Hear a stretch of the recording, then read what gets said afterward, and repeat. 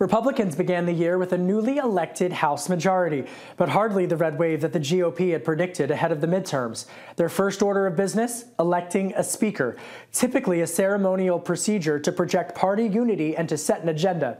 Not this time.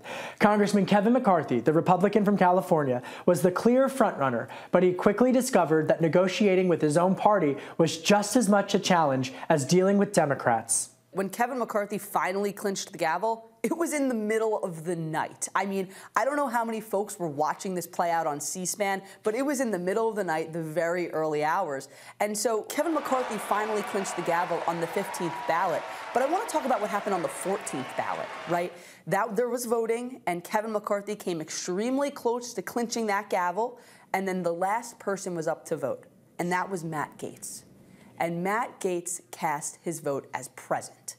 And when he cast his vote as present, Republicans jumped up. They were jubilant. They believed that Kevin McCarthy had won the gavel just there, but the vote count was not that. They had counted incorrectly, and Kevin McCarthy actually came very close to winning the gavel, but he was not over the finish line just yet. 14th ballot, another loss for Kevin McCarthy. At that point, it looked like folks were going to go home, cool off the steam, and then return on Monday to try to elect a speaker. There was actually a vote to adjourn the House.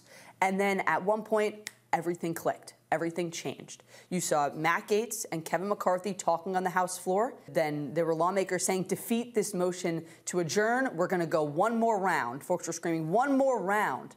15th round for Speaker. Kevin McCarthy finally wins the gavel. After those 6 Republicans, including Matt Gaetz, vote present, it's enough to give Kevin McCarthy the gavel. Enter Congressman Matt Gaetz, the outspoken Florida Republican with close ties to former President Donald Trump. With the help of the ultra-conservative Freedom Caucus, Gaetz was able to pressure McCarthy into promising to cut government funding as part of the upcoming looming debt ceiling battle later in the year. This is swampy log rolling. The American people deserve single-subject bills. I get that a lot of folks might disagree with my perspectives on the border or on Ukraine, but can we at least agree that no matter how you feel about Ukraine or the southern border, they each deserve the dignity of their own consideration and should not be rolled together where they might pass where each individually wouldn't? This is what we're trying to get away from. This is the spirit of the January agreement we made with the Speaker. No more lashing these disparate issues together so that the American people's interests are subjugated here on the floor of the House. One surprising McCarthy ally emerged, Congresswoman Marjorie Taylor Greene, who would ignite a national conversation around political decorum when she heckled President Biden during his State of the Union address. Once it was determined that it was indeed Marjorie Taylor Greene who yelled out liar, we had to figure out what exactly was she saying liar to. And just noting that this is a really memorable moment. If Congress doesn't keep the programs the way they are, they'd go away. Other Republicans say, I'm not saying it's a majority of you. I don't even think it's even a significant, but it's being proposed by individuals. I'm not politely not naming them, but it's being proposed by some of you. Look, folks. A lawmaker heckling the President of the United States during a State of the Union would on itself be notable, but a lawmaker calling the President of the United States a liar during the State of the Union, that kicks it up a notch. At one point during McCarthy's speakership race, former President Donald Trump lobbied votes for McCarthy by calling Greene on the House floor so she could hand off her phone to members. The GOP divide was so strong that Republicans even wore special pins to show their backing. Only Kevin and never Kevin. Tensions became so fraught that at one point, cameras caught House Armed Services Committee Chairman Mike Rogers lunging at Gaetz on the House floor. Finally, after an unprecedented 15 rounds of voting, McCarthy claimed the gavel to become House Speaker in an historic middle-of-the-night vote. That was easy, huh? I never thought we'd get up here. McCarthy's path to speakership would prove to be a foreshadowing of his tenure over a raucous House Republican conference. There was George Santos, Republican from New York, who lied about his resume and would end up getting indicted for misusing campaign funds on everything from Botox to high-end fashion. Congress would ultimately kick him out of Congress, too. If you are a unadulterated serial fraudster who has broken ethics laws, pled guilty to committing financial crimes in Brazil and is facing a litany of accusations related to serious violations of federal law, then perhaps you should be held accountable in the House of Representatives. But McCarthy's most contentious battle was over the debt ceiling, with some in his ranks openly ruminating that a default wouldn't be the cataclysmic economic disaster that economists have warned. By June, McCarthy was able to get a deal to raise the debt ceiling, but conservatives claim that McCarthy didn't keep his promise of raising the debt ceiling while cutting government spending.